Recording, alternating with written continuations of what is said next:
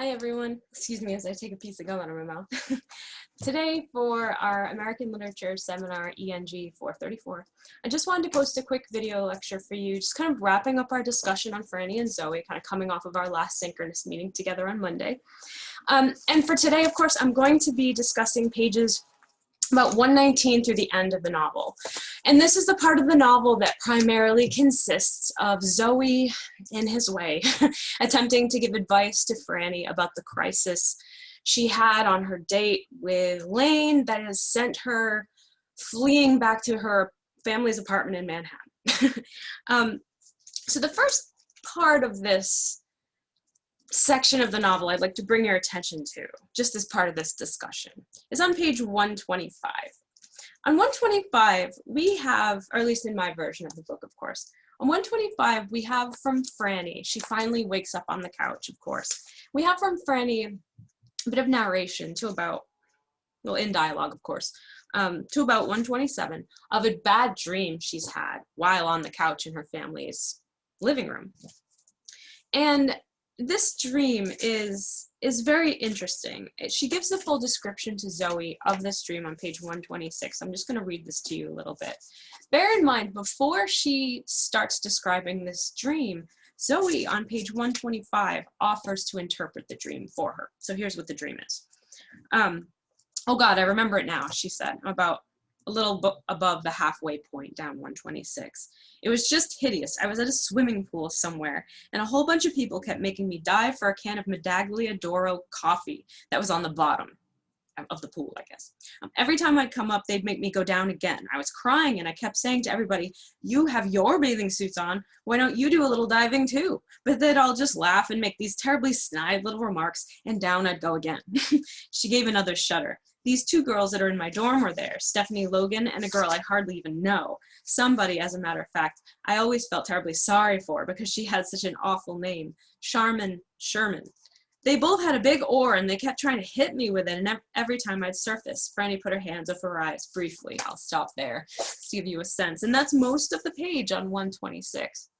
Now, do with this what you will, because I do want to leave your interpretation of the ending of the novel up to you. I'll lead you in some directions based on what I think, but this is not necessarily the way the novel needs to be interpreted. But bear in mind, when you hit page 127, 128, Zooey starts talking again. Notice he doesn't interpret the dream for Franny at all. In fact, he quite sharply changes the subject. Keep that in mind. I'm a little, my impression of Zooey's move here, it's kind of changing the subject to basically on 127. In fact, he says, you look like hell, you know that, once Franny, is done relaying her dream to him. The only thing he really has to say is that she looks like someone who's been sleeping on the couch all day. She looks like hell. And then basically they go into talking about the cat who's on the couch with Franny. And then, swiftly they move into Zooey complaining about his career in television, criticizing some scripts he's been given to review for a lunch meeting, etc., etc. So, interestingly, Franny stays rather quiet until about page 137, you could say. And she comes back in, and here we finally get some reference from Franny, some direct reference from Franny about what happened in the story Franny, the first section of the novel, those first 43 or so pages. And towards the bottom of 137 in my version of the novel, she says, let me see, you talk about undermining people's morale. I absolutely ruined Lane's whole day. I not only passed out on him every hour on the hour, but here I'd gone all the way up there for a nice, friendly, normal, cocktaily, supposedly happy football game, and absolutely everything he said I either jumped on or contradicted, or I don't know, just spoiled, end quote. Franny shook her head. And she goes on 138 to give a little bit more detail about how she was horrible, etc., etc. And even to that, Zooey doesn't really directly engage. In fact, a little bit further down on page 138, excuse me, Zooey says, quote, you told me that bit last night about ruining Lane's day, etc. You told me that bit last night. I don't want to hear and I don't want any unfresh reminiscences this morning, buddy, Zooey said, and resumed looking out of the window. So he's gazing out the window. There's a dog walker that becomes kind of an interesting piece of imagery on page 139. He's looking out the window at a dog walker, presumably paying little attention to Franny, trying to give more detail to him about what's going on with her. And he kind of brushes her off a bit about, let's see, you get more, in fact, of Zooey complaining about his work. From pages, I noted this to myself on the side, so I apologize if you see me looking down. It's not only at the book, but from about pages 138 to 143, I noted. Yep, 143, then Franny picks up again towards the middle of 143. But right through 138 to 42, 43, Zoe's essentially complaining about his work. Franny starts speaking again, thankfully, about her circumstances, her particularly giving more detail about her experiences at college, how she's doing in some of her classes. Let me see if I can give you an example. Here's a good example, actually. I'm on 143 going to 144. This is Franny speaking to Zooey.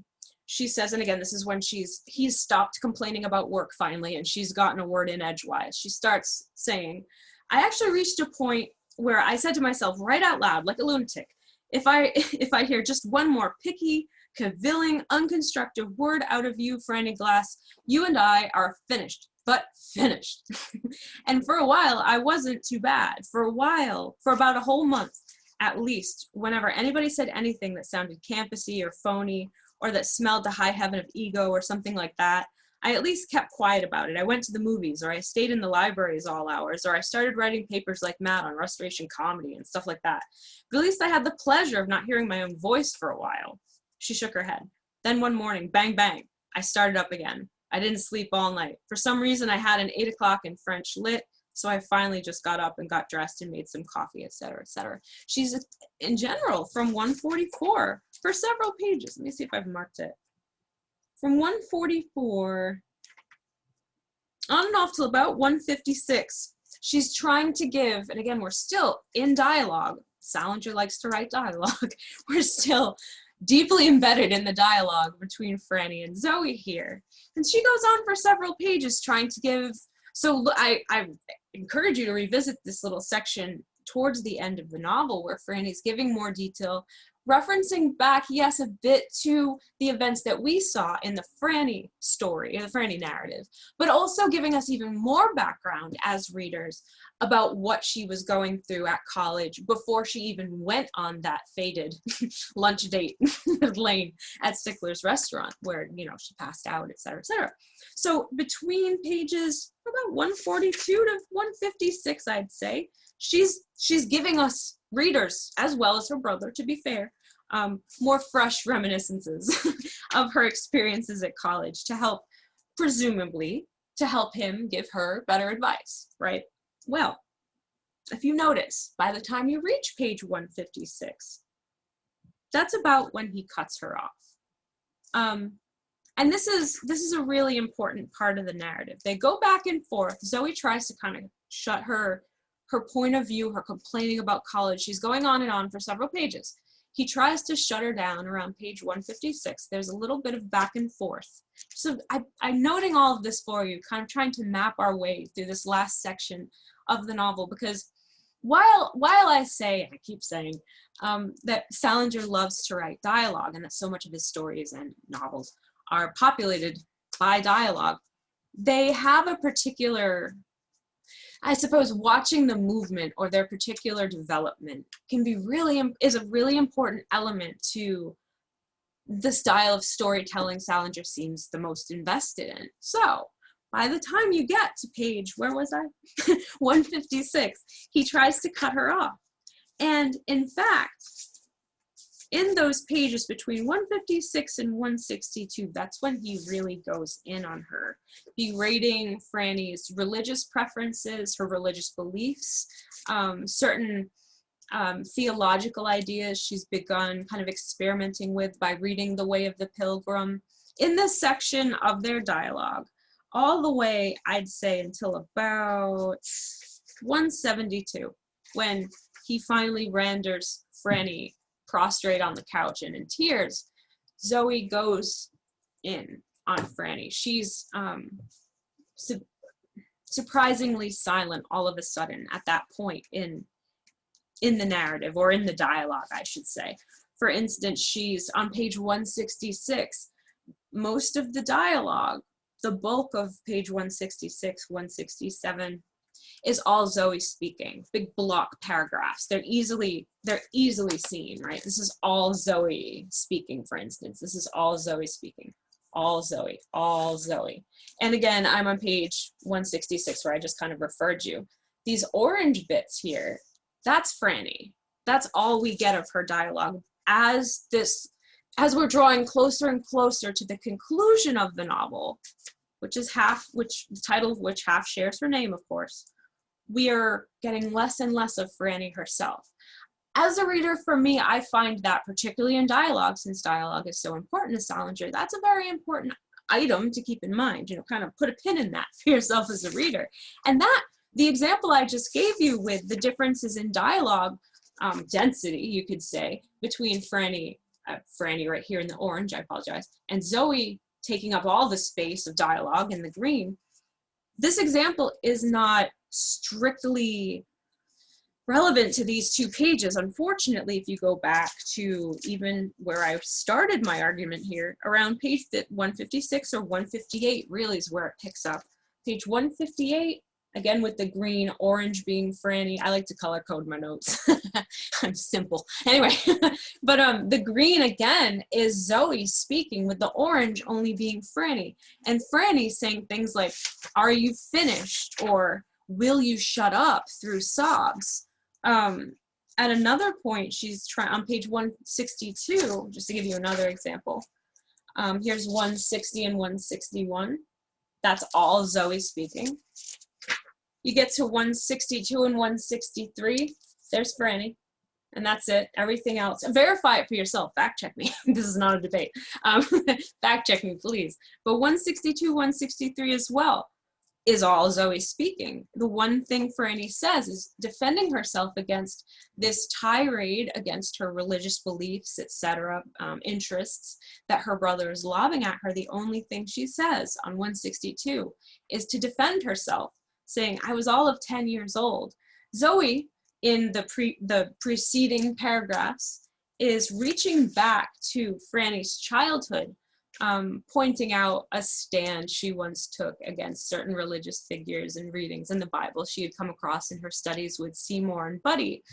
She has a little apathy when she's about 10 years old. And of course, she's a child. She's 20 years old when we're meeting her in this story, but Zooey digs up that kind of skeleton from the family closet around page 160, 161. He's really developing this idea and trying to give Franny a bit of a lesson through this. But again, he's in a way punching down. And I think that's an important thing that Franny recognizes when she defends herself, saying, I was all of 10 years old when I did this. Why are you bringing this up now? This has nothing directly to do with what I'm going through, at least she claims. Now, whether or not you as a reader, excuse me a second while I take a drink of water. Whether or not you as a reader fully believe Franny's account of, this religious apathy when she was 10 really not having anything to do with when she's 20, that is up to you as a reader. I tend to feel, though, that since she was a child at the time when Zooey's referencing, this is probably not a worthwhile situation to bring into the conversation when she's having a bit of a meltdown at 20, particularly since she's doing so many things completely new as a woman in the Glass family, like going to college, pursuing a career in college. Her one sister, Beatrice, Boo Boo, it's her nickname, who gets mentioned only a couple times in this whole novel. Her experiences following high school were nothing like Franny's, and you get very little information about that, but there's the case. There seems, in other words, I would say, particularly in this section leading up to about page 171, 172, relatively little compassion for Franny.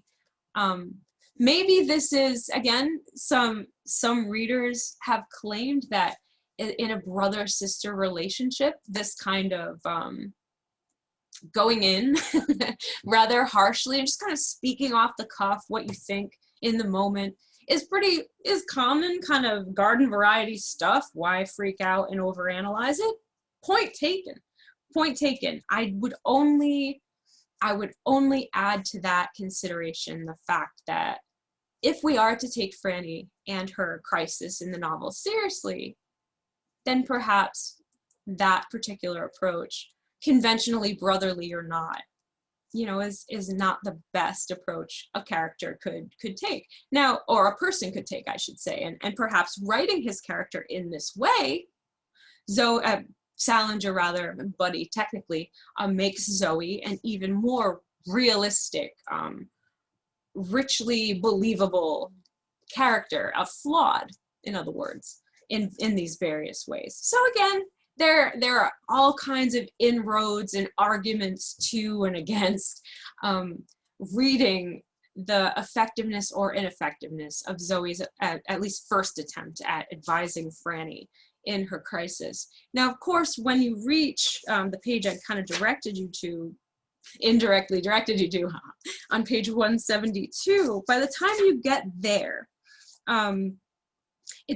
there's a page break. I'll just show you what I'm looking at. It'll make more sense. There's a page break in kind of a little past the midpoint on 172.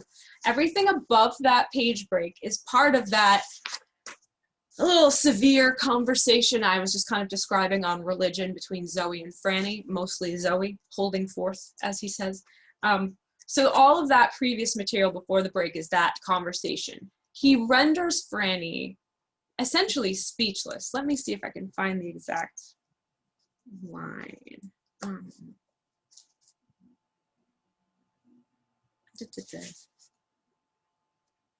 over slowly. Ah, there it is. So, sorry. So right in the paragraph before the page break on 172, there's a description of Franny and the state he's kind of rendered her into with his onslaught of criticism. Her sobbing had let up a bit, or seemed to have, but her body was in the same wretched, prostrate, face-down position. One arm was bent under her, caught under her, in a way that must have been actually acutely uncomfortable, if not rather painful. Zooey looked away from her, and then not unbravely back at her. In other words, she's a sight. She's maybe even more of a mess, the description seems to indicate. Zooey, Salinger, the way Buddy phrases it, bravely looks back at his sister, you know, in this prostrate state, face down on the family couch. And essentially he leaves the room. He takes his exit. You'll see he then left the room via the hall, closing the family living room's double doors behind him. He takes his cue to leave. Pun, I suppose, intended by Buddy or Salinger here, as well as he's an actor, you know, leaving the scene after giving one hell of a performance for his sister. Now, the next point in this section that I want to draw your attention to, and this is toward concluding even this video lecture. I don't want to keep you on here too long. My other class had to suffer an hour-long video lecture from me, and I feel guilty still over that. So the next point in this section that I want to draw your attention to is where, after that page break on 172, where Zooey makes his way to his deceased brother Seymour's bedroom, which he used to share with Buddy, the author and narrator, of course, of the Zooey section of Franny Zooey. It's a long and winding family tree in this place. So he goes into the room, he's kind of looking around. I'm curious to know, because this bedroom is described as such a kind of amalgam of clippings and religious quotes and philosophical ideas and turns of phrase pinned up all over the walls and such, why he does this. Zooey goes into this bedroom, essentially, like the basic why, is to use the apartment's internal phone line to make a phone call from this bedroom, Buddy's old bedroom, with Seymour, to make a phone call from Buddy's old bedroom to Franny, essentially to disguise himself, disguising his voice as though he's Buddy, to give his sister advice. He mentions Buddy, actually, a little bit towards the end of the conversation that closed off on the top of page 72. Zooey offers to get Buddy on the phone for Franny, and she says no. It seems by the time you know, you get to, let me get to the exact page if I can.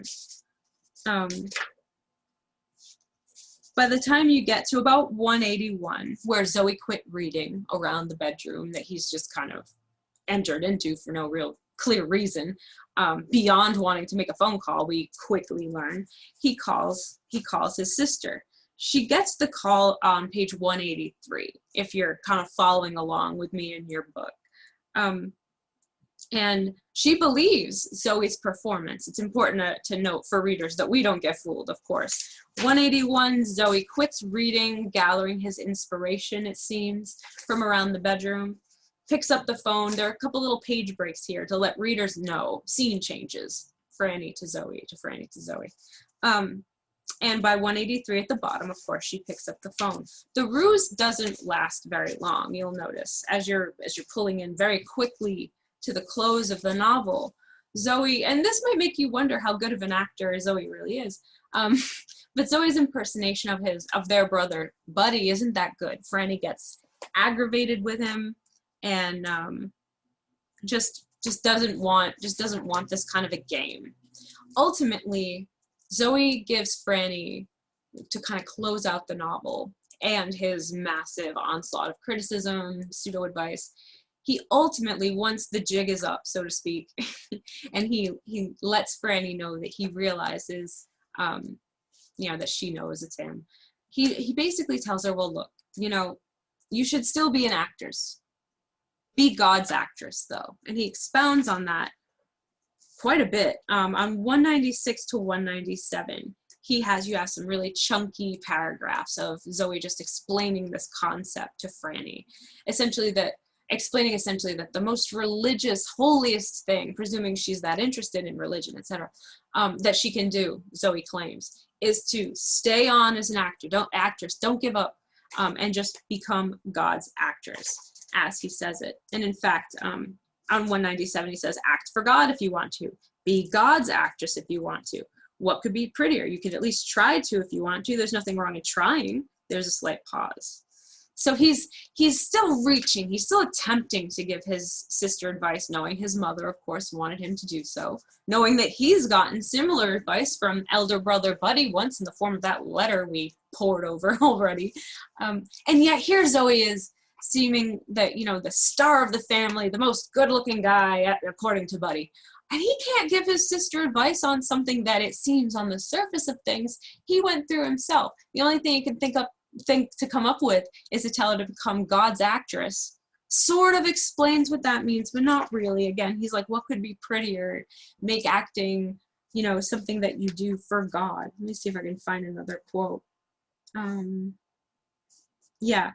Ah, God, what's the use of talking? You had the exact same goddamn freakish upbringing I did. And if you don't know that by this time, what kind of skull you want when you're dead, and what you have to do to earn it.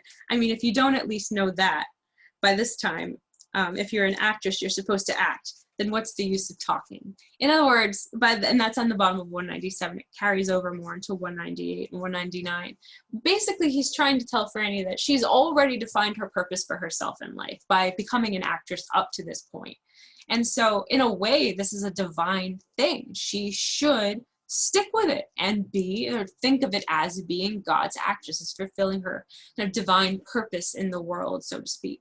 Or at least this, for me as a reader, let me know by email or hit me up for a Zoom meeting during office hours if you read this differently. I'm very curious to learn more insights into this odd advice he gives his sister. But he essentially tells her to become God's actress and to do it, you know, to keep at it, to not give up for, quote unquote, this odd figure called the fat lady.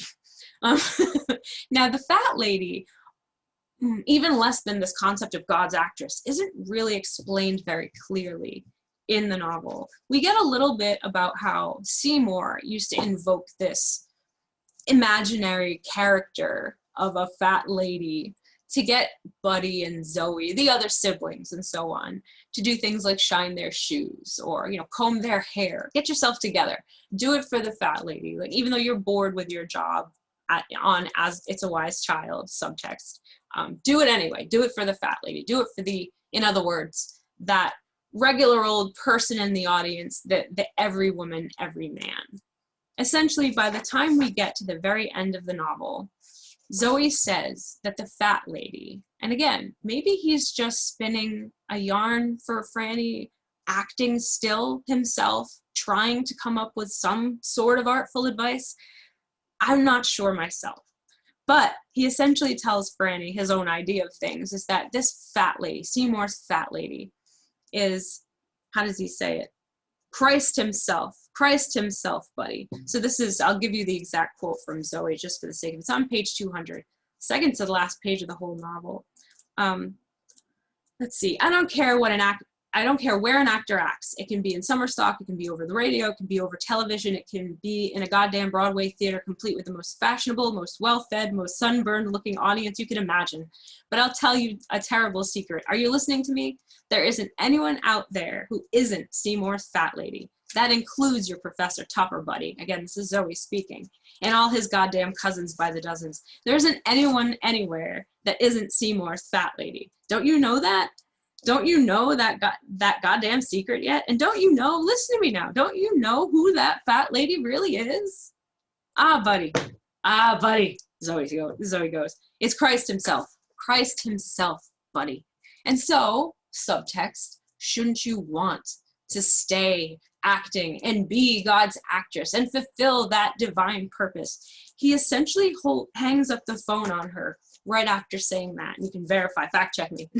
Go to page 200 in your own novel and you'll see. For joy, apparently, it was all Franny could do to hold the phone, even with both hands. And again, that is an interpretive move, all for joy, that she could hold the phone. I'm holding my phone with both hands. You don't usually hold a phone with two hands if you're overjoyed. If anything, perhaps one is bracing or trying to listen very carefully, like, what?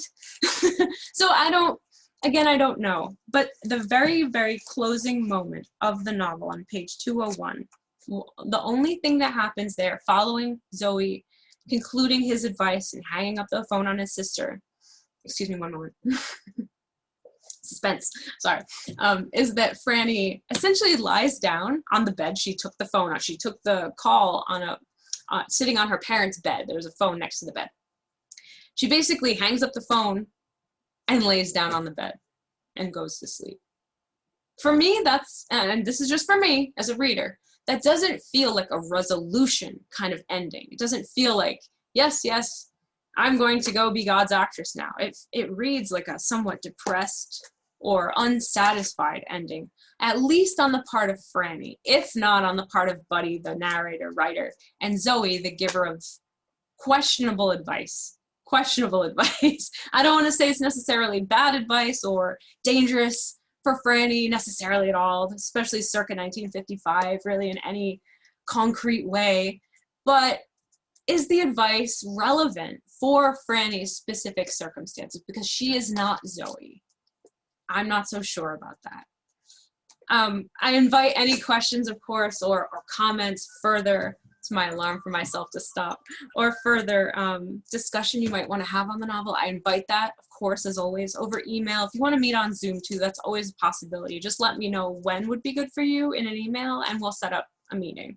Otherwise, I hope you enjoyed Franny and Zooey, and I hope, you know, if you weren't the biggest fan of Absalom in writing on the midterm assignment, that you'll at least consider Franny and Zooey as a little bit more, maybe, depending on your tastes, a little bit more accessible option, particularly if Faulkner wasn't really your jam.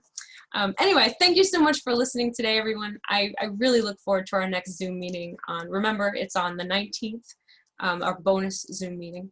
And of course, email me with any questions or concerns you might have about those new bonus Zoom meetings as well. Thanks so much, everybody. Have a great rest of your day. And of course, bye for now.